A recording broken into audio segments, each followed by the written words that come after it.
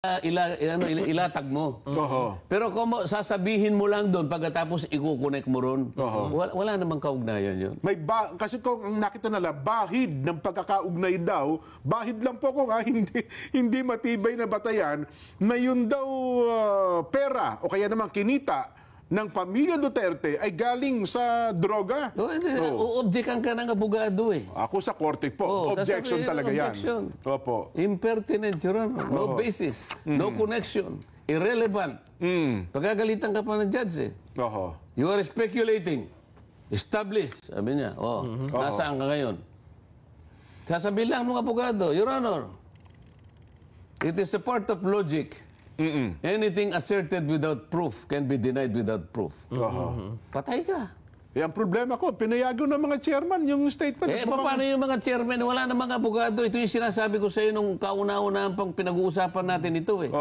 Sino yung magsasansala? Sino yung pipigil? Sino mag-a-assess ng quality ng evidence? Sino ngayon ang magsasabi na, hindi tama ang gagawin mo, hindi mo pwedeng itanong yan? Wala nga eh. Una, hindi siya korte. Sinabi na natin ito eh. Hindi korte. Tama po kayo. Hindi competent as a court. Pati yung chairman, walang abogado. So, sinong pipigil? Sinong magsasabi, hindi mo pwedeng itanong yan? Mali yan. Hindi mo pwedeng gamitin yung affidavit na yan. Bawal yan. O kahit sana hindi ka korte, kung nakakaintindi ka ng konti, kahit paano nagaguide mo yung kasama mo. Wala nga mag-guide eh. Yun nga po, kung walang pumigil, kaya ang lahat po ay pasang-ayon. Kumbaga, paayon lahat sa alon. Parang, sige, gawin lang natin yan. Iparinig lang natin yan para sa ating mga kababayan. Kasi, ina-expect nila ay parang yung tsorya ng Binay. Naalala niyo kung yung tsorya ng Vice President Binay na sa sunod-sunod na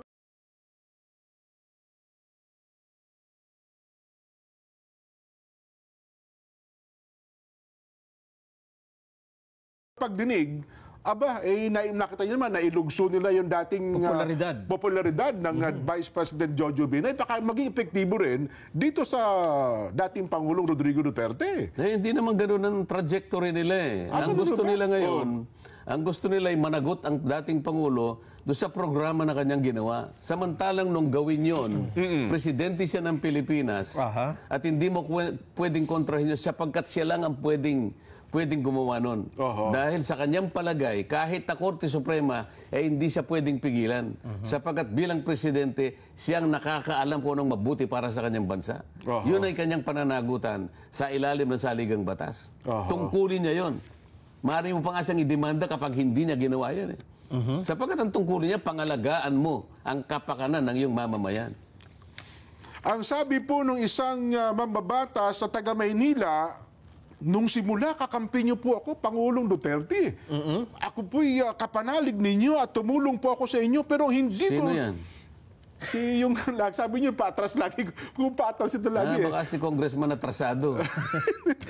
Yung hindi ko anya matanggap dyan, bakit napakarami ng batang namatay? Higit 30,000 ang nautas ang buhay na hindi natin may paliwanag.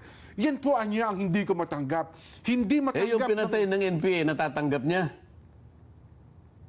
Yung mga dinukot, pinagpapatay, pinugutan ng ulo, kung ano, alam mo kung tumira ang Abu Sayyaf, talagang hindi manlulumo ka talaga. Morbid nga, sabi mo. Pugutan ng ulo dyan. Yung natatanggap niya yon? Bakit hindi nyo extrajudicial killings lahat ito? Bakit selective ang inyong process? Bakit selective ang inyong pagdinig? Yung mga pinatay ng mga adik, ni-rape ng mga adik, yung pinagnakawan ng mga adik, mga napatay na pulis ng mga adik, sa panahon na sila hinuhuli, sapagkat hindi naman madali, nahulihin mo yan. Lalaban at lalaban yan.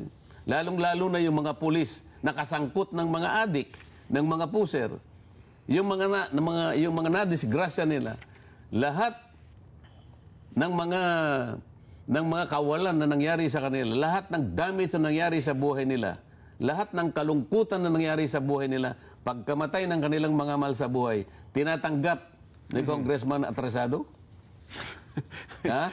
Yun po ang itatanong ko sa kanya pag nagkita kami. Kasi gusto kong itanong mo sa kanya, bakit hindi nyo po inimbita ang Solicitor General nung panahon ni Pangulong Duterte?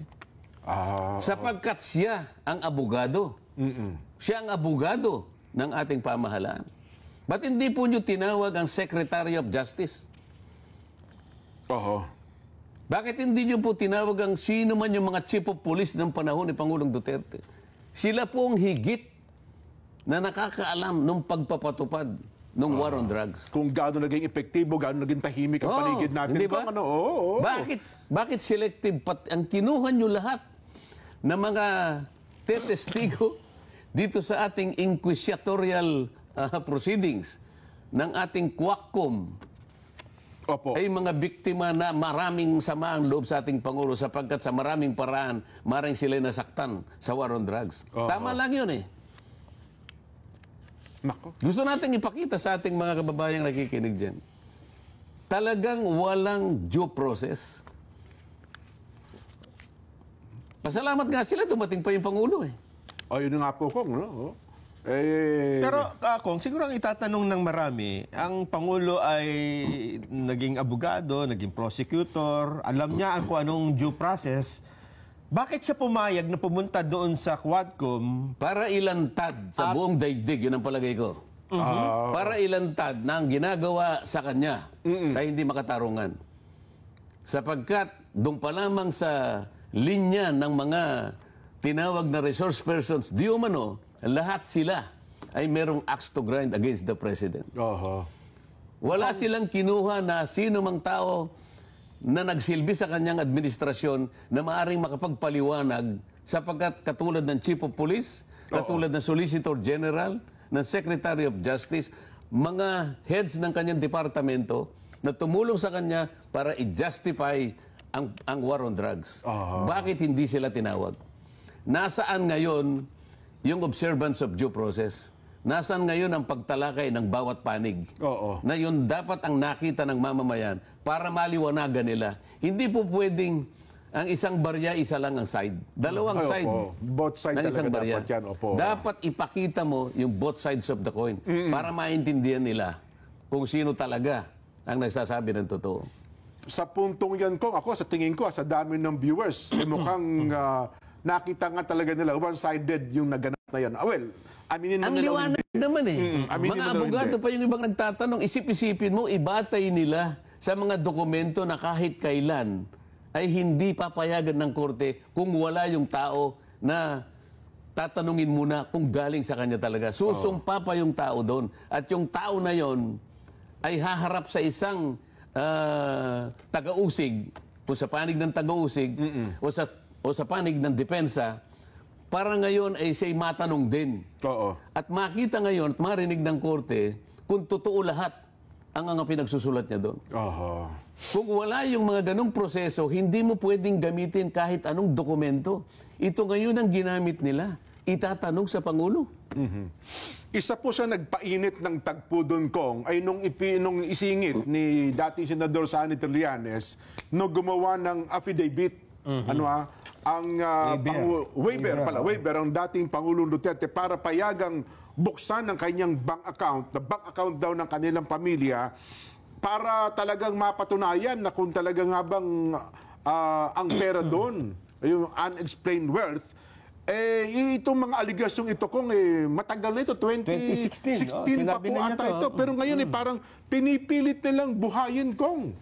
Yun po ang nangyari. Ano nga ang connection noon dito sa pinag-uusapan? Yun daw pong mga perang yun. So kanina talakay na natin yun. Wala nang connection kaya o-objectan ka eh. Ayun, Pinag-uusapan natin dito. Akala ko ba war on drugs ang pinag-uusapan natin? Ba't mo ipapasok na naman yung sinasabi mo panahon pa ng kopong-kopong? Hindi ba ikaw ay nagsampa na rin ng kaso? Ang sinampa niya ng kaso, si Congressman Pulong, at saka yung bayaw ni Congressman Pulong. Anong connection ngayon at mo inaharap dito sa dating Pangulo? Ibang usapin naman ang kinaharap niya rito. Pinagtatanong niyo sa dito sa mga war on drugs and other illegal activities. Ang problema lang, pag sinabi mo palang EJK lang sa panahon niya. EJK lang na nakaugnay doon sa programa niya laban sa droga. Pero pala yung EJK na isinakatuparan ng iba't ibang mga armed groups na pribado, hindi pala kasali. Ang totoo nun, yung mga nagtatanong dun makiling sa mga NPA, yung mga iba Ay, totoo. Minsan hindi nila, dapat sana, tanungin niyo rin po yung aming mga cadres, yung pong mga nagre-recruit sa aming mga kasamahan sa bundok, tanungin po ninyo kung tama po yung pagkakapatay po ng mga pinagpapatay nila. Imbitahan niyo rin po yung mga cadres namin. Wala man lang nagsabi sa kanila na imbitahan din yung kanilang mga kasamahan. May nagbanggit nga yan, Kong, yung parliamentary inquiry, ngayon nga, yung Cardema, tinanggal nga pala daw talaga. Tinanggal na? Oo. Ayan.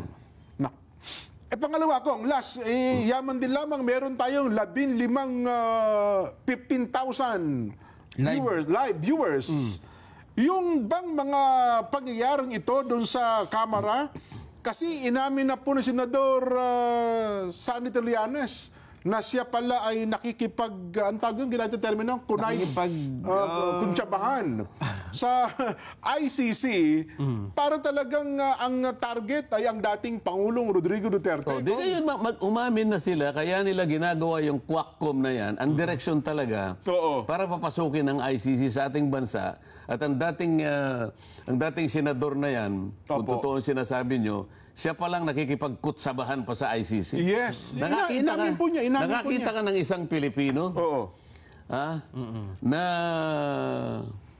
ano na tawag sa Biblia?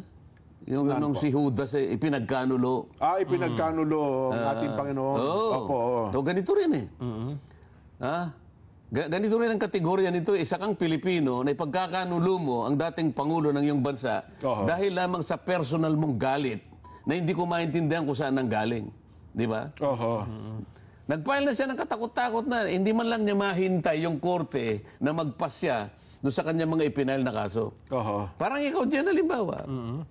Kunyari, humingi ka ng tulong sa akin. Hindi ka pa nagkasi. Pinuntaan mo na naman si Jen. Parang magagalit ako sa iyo, Jen. Ikaw naman ka, tinawagan mo na nga ako. Isang araw pa lang naman tapos pumunta ka na kagad kay Nelson. Nagsumbong na kagad. Wala ka bang tiwala sa akin? Wala ka bang tiwala doon sa mga korte na kung saan inihain mo yung mga katakot-takot na kaso na yan, hindi ka makapaghintay, pumunta ka na naman sa Quackcom para dito ka magsumbong uli. Walang kaugnayan na sinasabi mo Di ba? Wala ngang abogado na magtatanggol kay Pangulong Duterte.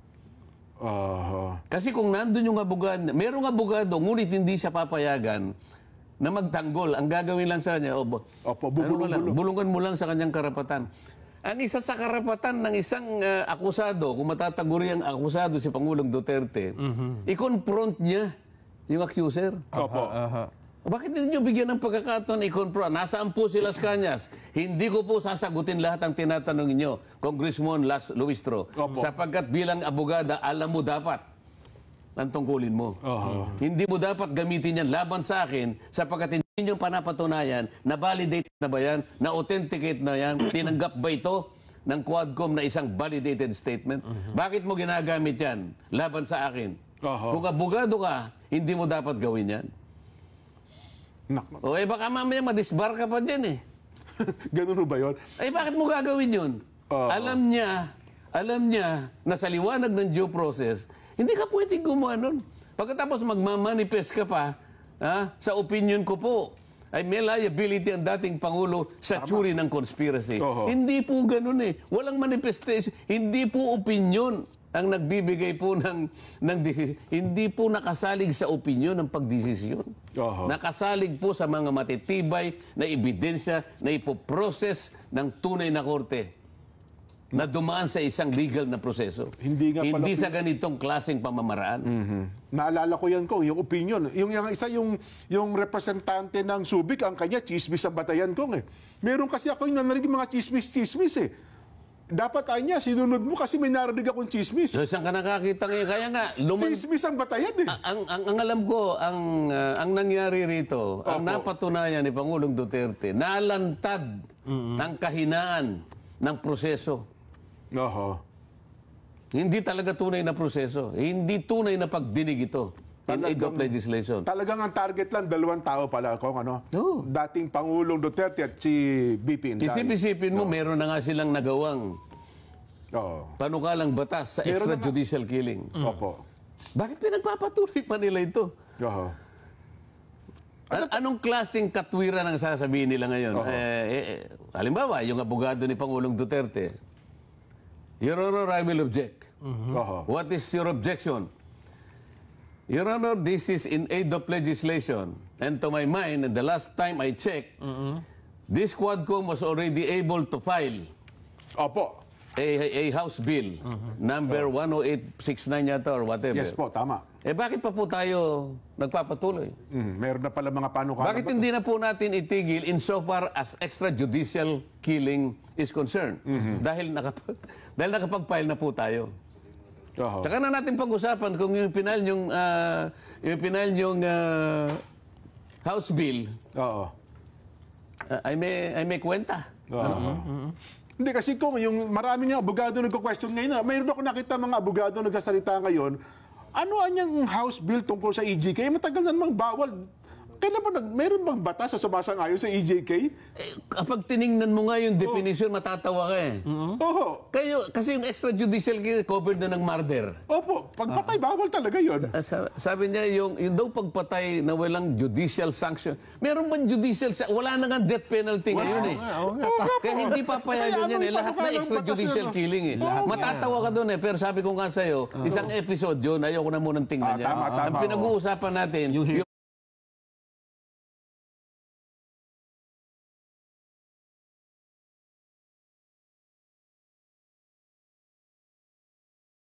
proseso nila. Ang ginawa ni Pangulong Duterte na pagharap, sa aking palagay, ay paglalantad ng takulang due process. Nakakahiya ang Quadcom. Hindi, nagkamali ako. Quackcom pala. Pero yung last point ko, bago lang tayo mag-break, at ayaw kong mawala yung init ng ating mga viewers. Pinaiinit mo ako eh. Hindi, si Nelson pa. Nelson, ikaw na nga magpainit sa kanya. Kasi ito ka nga, imagine ninyo, first time na nangyari sa ating ngayon, pag samasamahan yung ating mga viewers sa online. Yung mga nanood sa Quadcom, nanonood ngayon. Nandito ngayon sa atin. Walang hearing ngayon eh. Kasi parang ina-assist nila, parang tinitignan nila, anong pagkakaiba nito? Anong pagkakaiba? Oo. Tatlo lang tayo. Para mabalanse. Nakapanood na nila yung hearing eh. O anong assessment? Sinusukat nila ngayon. Hindi, nagkamali ka. Dapat tinawag mo si Pangulong Duterte. Darating yun eh. Meron pa namang espasyo dito eh. Pwede naman. Next week. Palagay ko. Next week. Nako, at least dito. Ako magtatanong sa kanya. Opo. Hindi na kami, tatahimik na kami. Hindi. Tatahimik na kami. Hindi kayong magkocross, ako magdidirect. Kami yung Quadcom. Hindi, kuwak. Dalawa lang. Yung punto na yun bang mga di umano, na pag-amin daw ng dating Pangulong Duterte, ay magagamit ba ito para dalhin sa ICC at para siya po ay ilitisin? Yung sinabi niya na may sinakay siya sa helicopter. Ipagpalagay mo na ibibigay nila sa ICC. Kung i-assume natin ang ICC ay talagang inutil na, Jen. Wag naman sana. Sa nakita niya sa lantad na pagpoproseso ng mga bagay na ito, nakakaawa, wala palang due process. Tatanggapin mo?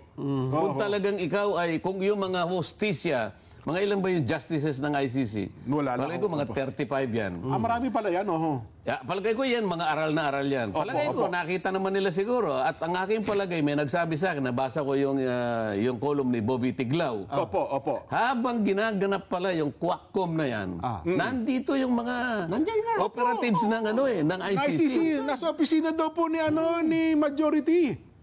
Hindi, sa opisina ni Speaker. At sila pa nga yung iba raw na nagbibigay ng mga kung paano itatanong. Ngayon, kung nandito sila,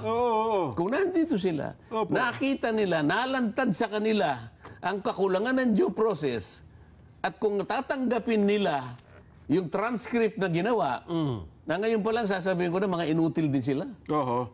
Nako. Paano mo tatanggapin ang isang proseso na walang depensa walang kadepensa, pinagtatanong mo, pero siya wala siyang karapatang magtanong doon sa mga taong nag-a-accuse sa kanya. Ito basic ito eh. Sa lahat ng panig ng daigdig, maliban lang siguro sa mga bansang komunista siguro. Pero habang ang isang bansa ay demokratiko, hindi niya papayagan yung ganung klaseng pagdinig. Oho. Kaya kung ibibigay nila, halimbawa, Opo. At tatanggapin. at tatanggapin, ngayon pa pinagtatawanan ko na yung ICC. O pag-usapan natin ng ICC. Kasi nandun yung Nery Colmenares. Nandun na ba? Kasi, Anong connection naman at pat nandun yun? Bakit naman, sa dami ng taong dapat sabi ko nga, dapat ang ipinatawag ang Solicitor General o kaya kahit na sinong Chief of Police nung panahon o Superintendent panahon ni Pangulong Duterte o tinawag ang DOJ Secretary, bakit naman nandun ang Nery Colmenares? Oo nga po, kasama sa mga inimbitahan. Aywan ko lang wala naman natin nag-motion, Kong, na siya Hindi, inimbitahan. kaya nga, gusto ko nga tanong ngayon, bakit po? Alimbawa, kung nandun ako. Kaya nga sabi ko sa iyo, maghahalo ang tinalupang kung nandun ako eh. Ano pong dahilan bakit nandito si Dating Congressman Nery Colmenares. dating Congressman Nery Colmenares. Opo. Ano pong dahilan ba't nandito yung dating Senadora Laila de Lima? Opo. At una ko pong itanong, Mr. Chair, wag po kayo magagalit, bakit po yung seating arrangement ay ganito po ang ginawa ninyo? Pinagtabi-tabi nila. Bakit tinabi po nyo si Pangulong Duterte kay... De Lima. Opo. Kay hindi niya makilala kung sino eh. Bago At hairdo. pagkatapos tinabi mo si... dito pa lang meron na pong ano eh. Dito pa lang may plano na Kasi po kayo panghiya dito Ako, totoo yun. Di ba? May intimidation na kaagad dyan. Alam po ninyo yung gagawin nyo. Pinlano po nyo ito eh. Pati sa seating arrangement. Baka akala ninyo hindi lantad sa lahat ng tao ito lahat. Kaya natin pinapaliwanag. Doon pa lamang sa seating arrangement, meron na po kayong plano. Totoo. Halatang halata. Hindi mo nahalata. Hindi. Ako mahina ako sa ganyan eh. Paliwanag nyo nga, paano nagkaroon ng Malaysia, yung pagtabihin mo ang dating Pangulo at si De Lima? Anong masama doon? Eh, magkaaway yung dalawa eh. Oo nga. Mortal Sa enemy. totoo lang, sa korte, hindi Magkahiwalay talaga yan. talagang hiwalay yun eh. Kaya nga yung nasa left side yung isa, nasa right side yung isa. Dito pinagtabi mo eh. Totoo. Meron kang plano eh. Na para talagang pagalitin kung sino man. Well, ang dating Pangulo Eh, Duterte. paano kung halimbawa, yung talagang paano kung hinablig? Iniiwasan nga ng korte yung ganun eh. Tama nga. Di ba nung isang araw, dinidiscuss natin yung kung gaanong klaseng neutrality ang dapat na i-demonstrate ng isang hukom. The cold neutrality of an impartial judge. Yeah. Kaya nga doon pa lang sa setup, doon ka. Ikaw doon ka. Hindi pwedeng maglapit yan. Bakit dito pinagtabi mo? Totoo. So, ang tanong ko, Mr. Chair, bakit niyo po pinagtanong? Tapos sa kabilang banda, si Trillanes, magkakatabi talaga sila. Mukhang... Bakit nga? Ano dahilan? Ako sa O tingin hindi ko... ba meron silang gustong palabasin? Opo, may mga intimidation tsaka talagang gusto nilang... At pagkatapos, Opo. ito, pati yung order ng kung paano ang tanong. Ito muna mga pagkatapos, huli na yung yung pambubuisit na lang nung senador. O siyempre, hapong-hapo na yung Pangulo eh. Opo. Ikaw ba naman na nakaupo ka rin ng mahigit na 10 oras? Alas 12 Di ba? na yun eh. At saka ang inuna Si talaga. Chairman Barbers nga ako paano dahil nasa Subic nga ako. Kung minsan walang signal. pag naglalakbay kami, walang hindi ko pero siya patayo-tayo siguro sa dami na matagal eh. Totoo po. Totoo yan. Tapos nung bandang huli na siguro hapunan pa siya tsaka ngayon pinrubok nitong. Kaya may plano eh. Ngayon, ito nalantad sa buong daigdig. Maraming nang nanonood eh. Nalantad ngayon. Oo nga, bakit ganun? O ngayon, tsaka mo ibibigay ngayon yung transcript. Tatanggapin ng ICC. O, bahala kayo sa buhay nyo. Ngayon, merong statement na pinalabas ang ang Palasyo. Opo. Sa pamamagitan ni Executive... Secretary Lucas Bersamin. alam mo ba yung statement? Basahin mo nga. Teka, hanapin ko lang. Hanapin mo nga. Na...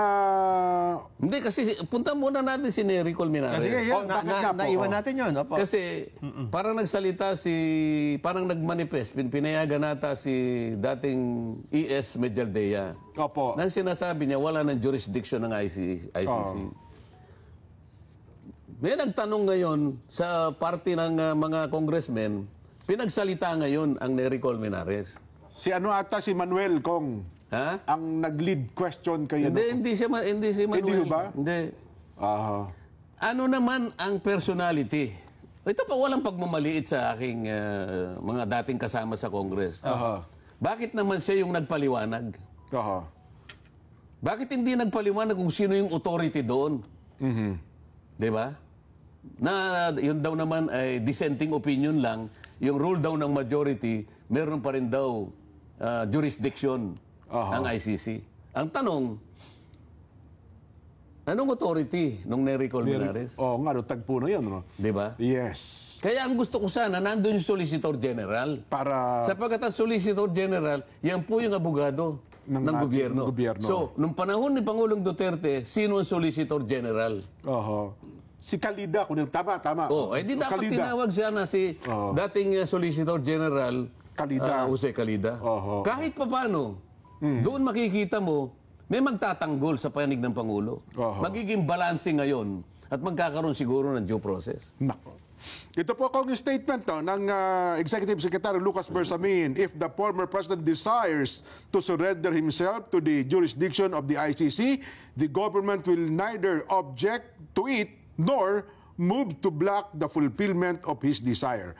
But if the ICC refers the process to Hindi, yung Interpol... unang isang paragraph. Yung unang paragraph Ayun po. muna. If the former president desires to surrender himself to the jurisdiction of the ICC, the government will neither object to it nor move to block the fulfillment of his So, desire. alam mo yung mali dyan. Opo. Meron ng presumption na meron jurisdiction ng ICC.